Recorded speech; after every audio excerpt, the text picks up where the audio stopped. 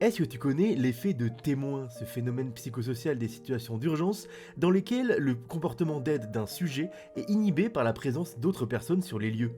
La probabilité de secourir une personne en détresse est alors plus élevée lorsque l'intervenant se trouve seul que lorsqu'il se trouve en présence d'une ou de plusieurs autres personnes. En d'autres mots, plus le nombre de personnes qui assistent à une situation exigeant un secours est important, plus la probabilité de l'aide d'une autre personne devient de plus en plus faible. La probabilité d'aide est ainsi inversement proportionnelle au nombre de témoins présents. Ce sont les circonstances du meurtre de Kitty Genovese qui furent le point de départ de l'effet témoin.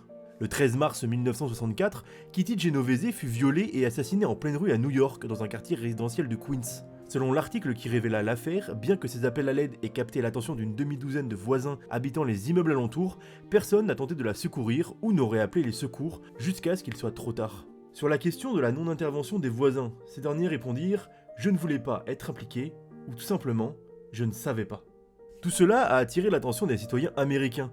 Ces derniers furent choqués par les réactions indifférentes des témoins pendant l'agression, ce qui a généré des controverses importantes aux États-Unis. Afin de comprendre les raisons de cette inaction de la part des témoins, certains professeurs et prêtres évoquaient les concepts d'apathie et de déshumanisation.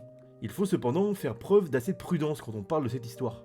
En effet, Sofia Farrar, décédée à l'âge de 92 ans, est reconnue pour son acte héroïque lors de l'attaque meurtrière de Kitty Genovese en 64. Contrairement à la version de l'époque qui disait que tous les voisins n'avaient pas bougé pendant l'attaque de Kitty, Sofia Farrar s'était précipitée chez elle sans savoir si son agresseur était encore présent. Elle a trouvé Kitty grièvement blessée et l'a réconfortée, lui promettant que de l'aide arrivait. Son intervention a été oubliée pendant des décennies, jusqu'à être redécouverte dans un documentaire de 2016, The Witness. Son courage a permis de nuancer l'idée d'une indifférence urbaine pour cette affaire.